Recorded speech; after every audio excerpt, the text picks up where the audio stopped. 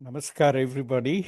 It's really extremely pleasing to be with a lot of distinguished colleagues, many of whom I know from past interactions in various conferences in India, as also in the US. I want to especially thank the organizers for giving me this opportunity. Since we have a lot of territory to cover, let me start immediately without too much by way of intro. All right, thank you. I am going to cover a whole lot of topics. I will start with some precursors to phase type distributions, then talk about phase type distributions themselves. Even today, I think probably the easiest place for you to get the basic information about these distributions would be my book with Latouche, the year 1999. There is a reference here. You can look it up. I'm going to look at several extensions of phase type distributions, and almost all of them, I should say, have been I have pushed them, although I have many, many co-authors to thank for their joint work. One is extension to cover heavy tails. The second is finite phase type distributions over a finite horizon. And lastly, bilateral phase type distributions to cover not only the positive but also negative values. So we're going to talk about all these things. I would like to begin with the following, all right? In the preliminary days of queuing theory, the exponential distribution really played a major role comparable to the normal distribution in probability.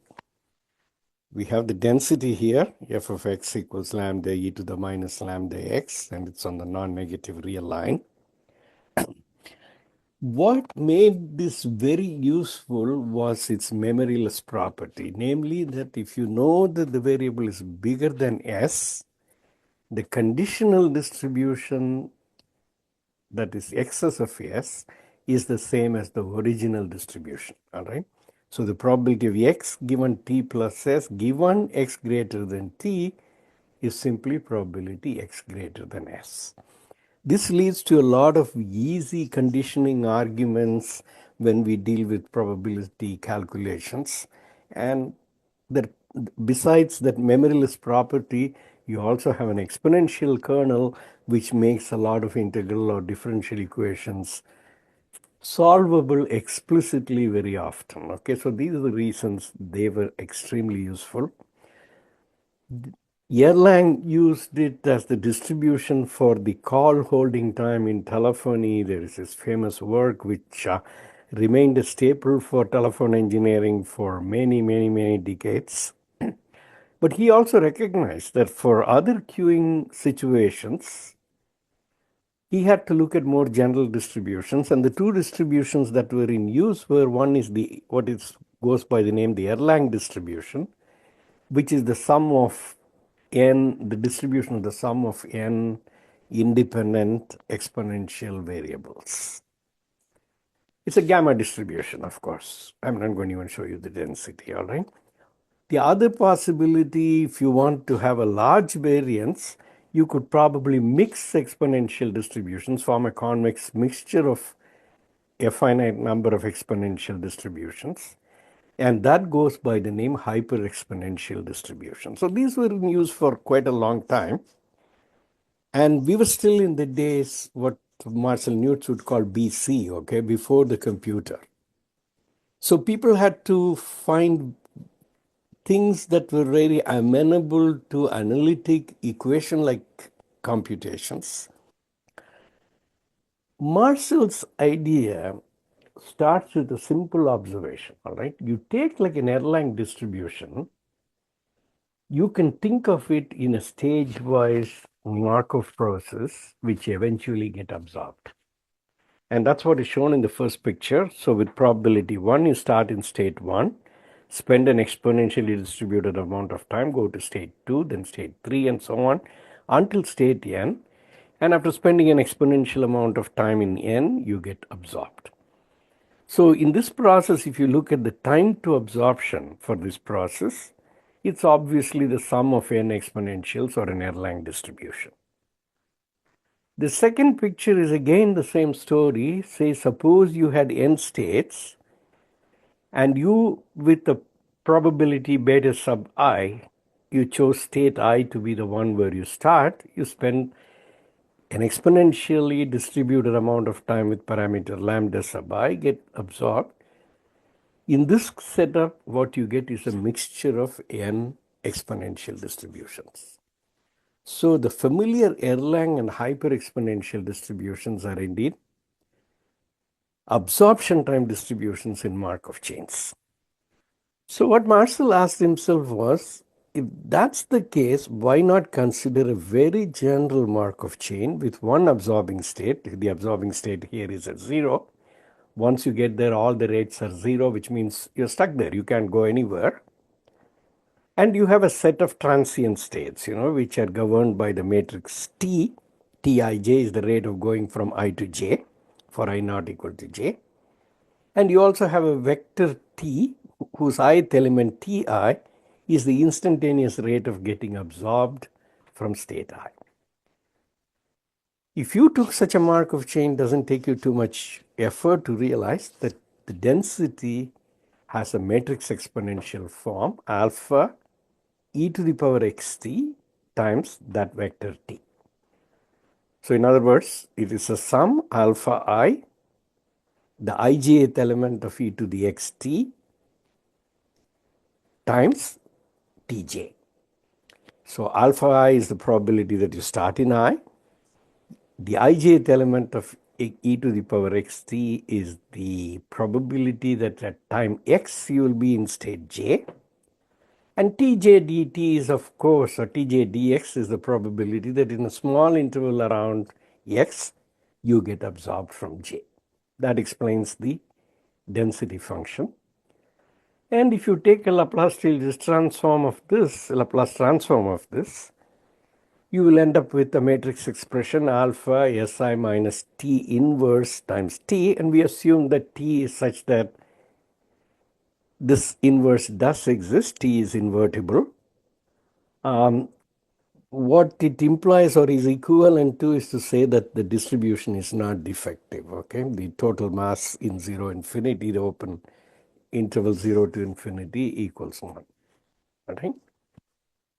Very quickly, you can show that this class of distributions not only have an exponential kernel, and you can bring in all the matrix algebra and matrix iterative techniques, but it's also dense in the class of all distribution in 0 to infinity. The usual metrics, okay, that are used like the Kolmogorov metric, all right? I will not get into all those definitions and other things.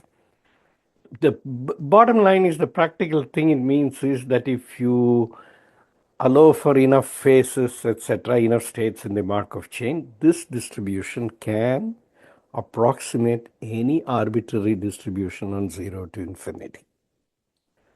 Fantastic, okay?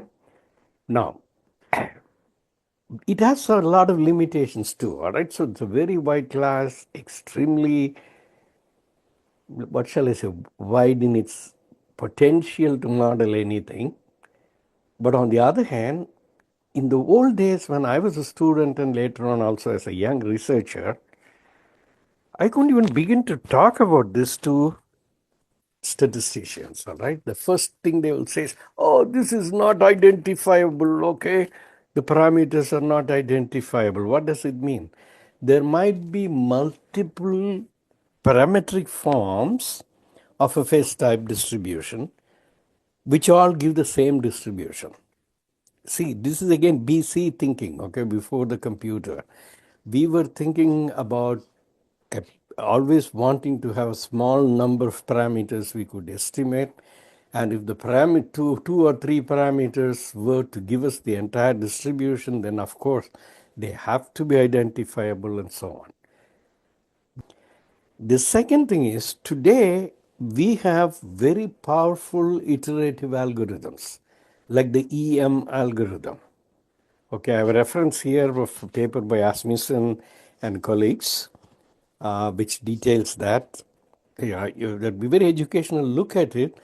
What EM algorithm basically does is you come with a straw proposals for a model alpha, which involves that alpha and T matrix and all that. Now, given a sample, you find the conditional expectation of, you find the condition estimates, okay, for those parameters, the best estimates conditional on having observed the sample. Now you get a new phase type distribution. Now with that as the model, again repeat the same story. And what you can prove is that this process eventually converges to the right values of the parameters. So, today if somebody tells me, oh, this is non-identifiable, my answer to them is, why don't you have a conversation with our friends from machine learning or AI, and maybe you might come out feeling a little different about things. So I don't think that this issue of identifiability is so much of a problem, all right? At the end of the day, we need to remember a model is only a model. It's not reality. The fact that many models can try to explain a phenomenon should be viewed as a plus and not as a minus, okay? Because it gives you more choices, right? So that objection of identifiability of parameters to me is not something that would deter me from using them. And I'll give you examples to show that we have used them very successfully in a lot of different contexts. And the bottom line is you can't argue with success. The real objections here are, it has limitations. Like as defined phase step distributions are limited to the non-negative interval 0 to infinity. Whereas in real life, there might be many times when you have to deal with variables which also take negative values. The second is the distribution has an infinite support. There are many variables which are inherently finite in nature. They live over a finite interval. How do you deal with that? And the third is, once you have an exponential form, whether scalar or matrix, the tail is exponentially decaying. Okay, so it looks a priori like phase type distributions are hopeless in situations where we have heavy tail distributions. Right? And these are the limitations we are going to address in this talk. What has been done after Neuts to kind of fix up some of these issues. Let me talk about the heavy tail extension. All right, there are two papers I have cited here. I would like you to go take a look at them. The first one is, it really gives the mathematics of this in a somewhat of a rigorous form. The precursor to it was an application paper that I did with several co-authors, where we just said, we'll just go ahead and boldly apply, okay, not worrying about all the mathematical details. And there are many applications you'll find quite interesting there. What is the idea behind the extension? The idea is very simple. You can think of a Pareto random variable. A Pareto random variable has a heavy tail. A Pareto random variable can be considered as an exponential of an exponential random variable. Okay, an exponentially distributed random variable. So in other words, if y is the Pareto, log y is distributed as an exponential. And that gives us a heavy tail, okay? Now, if that's the case, why can't we consider the logarithm or the exponential of a phase type random variable, all right? So we will call a distribution log pH if the logarithm of the variable is distributed as phase type. Okay, and in the minimum, we expect this to have a heavy tail based on Pareto. But it turns out even more, okay? The real fact is that this construct, because of the denseness nature of the phase type distributions and so on, gives you a handle not only on the tail but also on the head of the distribution at the same time. If you look at the way statisticians go about modeling heavy tail distributions, usually they fit a tail with a Pareto or one of the heavy tailed limit distributions, and they have to struggle very hard to fit or to match the head of the distribution, and many times it's not even done. All right. For many of our applied probability examples, the tail may drive certain performance characteristics. For us, the challenge is not so much to model the tail, but rather to curtail it through overload controls or other schemes. And then the resulting performance depends heavily on the head of the distribution. So it's not enough if you model the tail of the distribution nicely, you have to also get a handle on the head of the distribution. And this log pH structure allows you to do both at the same time. In one of those papers, I think the one with Kim, you'll see two examples of heavy tail distributions, real data actually. One is on the Danish, one is a Danish data on loss due to fire that's suffered by various insurance companies. The histogram is actual data, the red one, and the curve that you are seeing, we have taken the logarithm of these losses, fitted a phase type distribution with EM as the algorithm, and the curve is giving you the entire distribution. And you can see visually, okay, it's a beautiful fit both in the tail as also on the body of the distribution. The second one similarly is, see, there are some insurance contracts, okay, related to annuities with certain guaranteed payoffs, and many of them result in losses. And what this model does is to model those kinds of annuities, which again have a pretty heavy tail. And the red again is actual data over a few thousand policies. And what you're seeing as a curve is the model, log pH model fitted to that. So I hope, these examples kind of convince you that, we can argue till our mouth goes dry, on identifiability and all that, but in reality, things do work. I'll give you some more proofs, okay, of the pudding, as they say, from telephony applications. One is this paper, okay, on containing the long holding times due to internet connections, dial-up internet.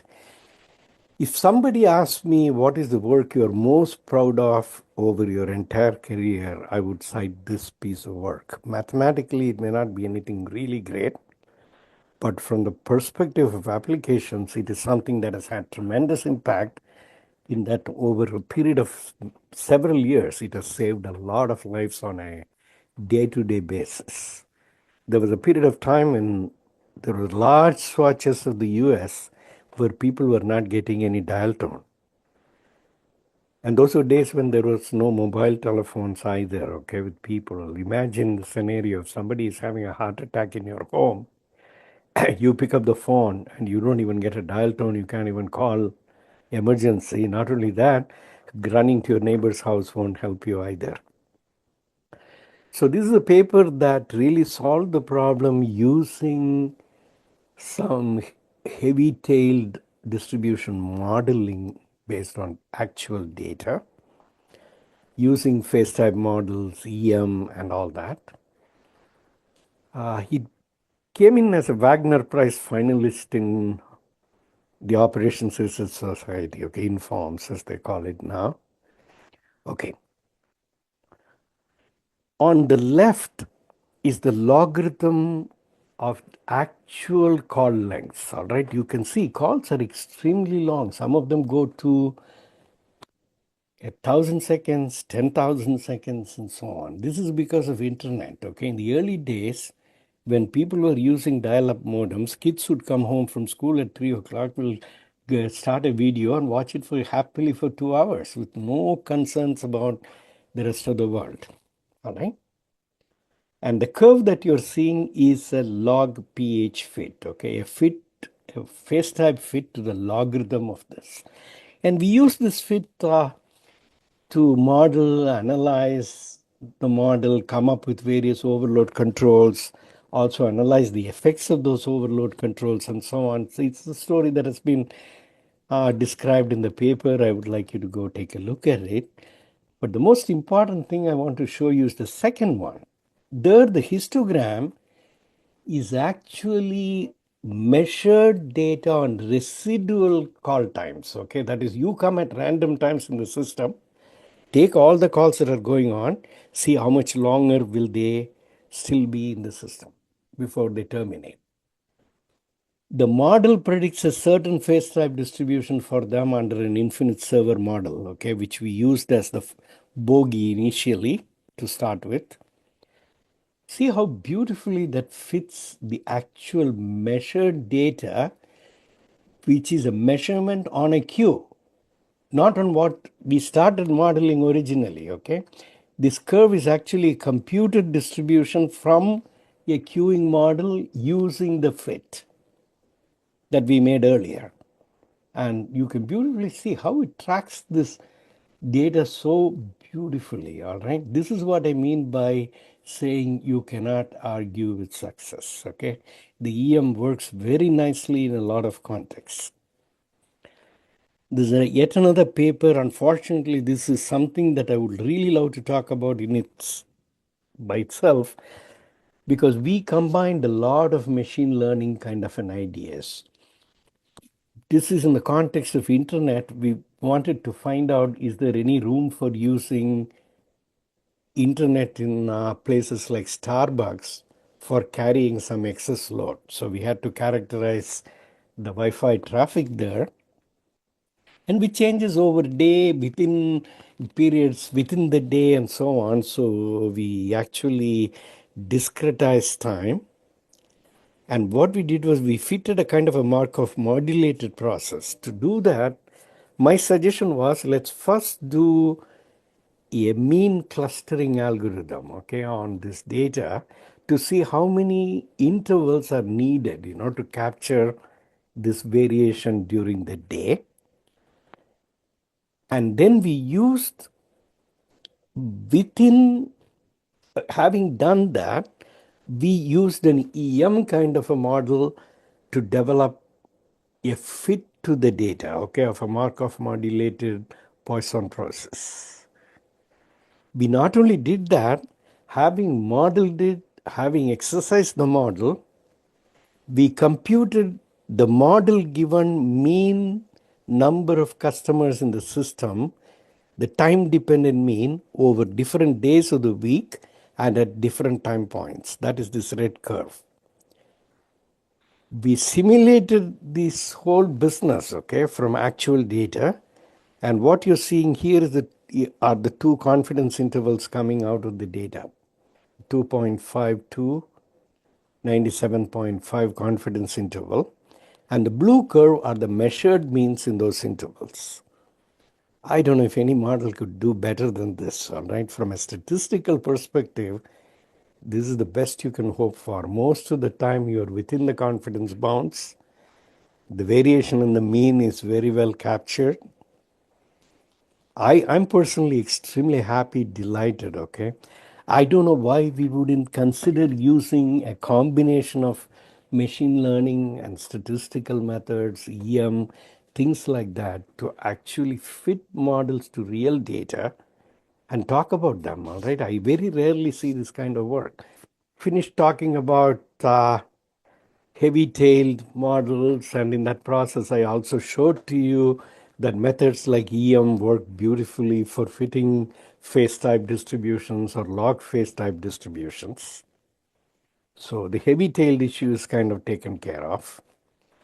One of the other defects of phase type distributions, I said, is that they have an infinite horizon, they live over the entire interval 0 to infinity. What if I had a finite variable, right? So this is a paper done with Professor Vishwanath in Kerala.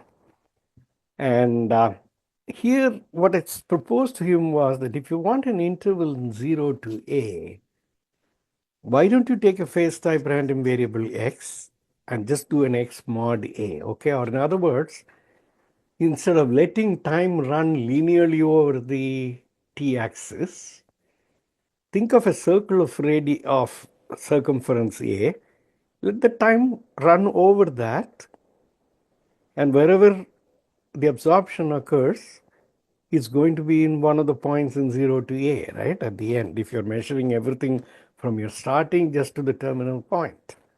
Basically, mathematically, you're taking x mod a. Because of the denseness of the phase type distributions, we could actually prove that this kind of a distribution you get is dense in the interval 0 to a. We could prove that. We could modify the EM algorithm to this case and use it to fit models to data. Okay. So on the left side, what we have is a mixture of two beta distributions. Equal mixture, one with parameters 5 and 0.5, the other with parameters 0.5 and 5. Okay, so these are kind of mixed together, and you can see you get a distribution that is U-shaped. What we did was we generated 10,000 samples of these, okay, using tables of beta distribution, random number generators, and all that. And to that 10,000 data, we fitted with the EM algorithm this kind of a model, X mod A, where X is phase type distributed, in this case, X mod 1. And the curve you're seeing here is actually the fitted density curve, and here is the histogram. It fits almost perfectly, as you can see, all right? When we submitted the paper, one of the questions asked by the referee was, hey, what if I didn't have 10,000 samples? How well would this work? So we went ahead and generated 250, a sample of size 250, and fitted. And that's what is shown on the right side. Okay, not bad at all. I mean, just think about it, all right? So this is one very simple, clever way you can extend or you can limit the phase type model or a model of the phase type to live on a finite interval. All right. I'll give you one more example of this. And here it is. Fitted for a uniform distribution 0 to 1. The same idea, okay? You just look at the fractional part of a phase type random variable, use the EM algorithm to do the fitting or the modified EM algorithm, and this is what you end up with, all right? And what is remarkable is that we've used only 3 phases to do this. It's not as if I needed a humongous Markov chain to achieve this. Okay, so in terms of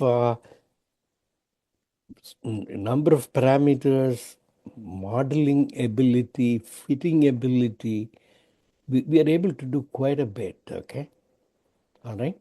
So that kind of is the idea behind the finite phase type model. There is definitely some mathematics there. Please go take a look at our paper for details. The next one I really would like to talk about is the bilateral phase type distribution. See, suppose you are not happy with one that's non-negative. You wanted a random variable that's on minus infinity to plus infinity and still should have some connection to Markov chains and all that. How could you do that? And this is a paper I did with Suhanan, since we had worked together on a lot of things related to fluid flow models. My idea was simply very simple. I told Suhan, why don't we do the following? If you had a Markov chain that is running, and if there's a clock that is running at a unit rate, what the clock shows at time of absorption will be the amount of time it has taken to get absorbed, okay? Now, suppose I run a clock at different rates, okay? So it can speed up, it can slow down, it can even go backwards, okay? So in other words, I'm really creating a fluid flow model. When I'm in state I, the fluid accumulates or goes down at some rate Ci. If I do that, at the time of absorption, the total fluid that's either accumulated or let out, you don't know which one. I mean, that number, okay, could be positive or negative. That's what I'm trying to say, all right? So that gives you a natural way of extending phase type distribution to a bilateral distribution on the entire line. Now, we can prove we can first of all, characterize the density and other things using all the things we do on fluid flow models. So essentially, there are two kernels that come up, and in terms of them, you can write down the density. Those kernels themselves can be computed very efficiently using quadratically convergent algorithms and so on. You can show that the positive side of this distribution as well as the negative side are both phase type. For this class, unfortunately, we couldn't get to developing a fitting method. All right, I kind of strayed into a lot of other things like extending all the fluid flow work into Brownian motion, things like that, Markov modulated Brownian, things like that. It would be really nice, to have something like the EM algorithm extended to this case. One suggestion that came from Asmussen was, why don't you fit a phase type to the positive side, a phase type to the negative side, mix them, and you should be done. No, you're not done, okay?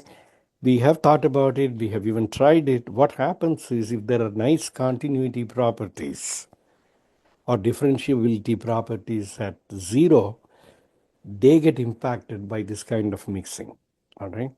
So that's not a very satisfactory way of going about it. We would like to really see some method that covers the entire interval. All right.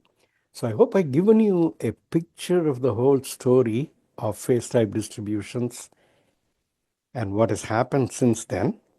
Why is it not used by statisticians? Why is it they haven't even heard of this? Okay, many haven't even heard of this. That's an interesting question, right? First and foremost, statisticians use R, almost all of them, all right?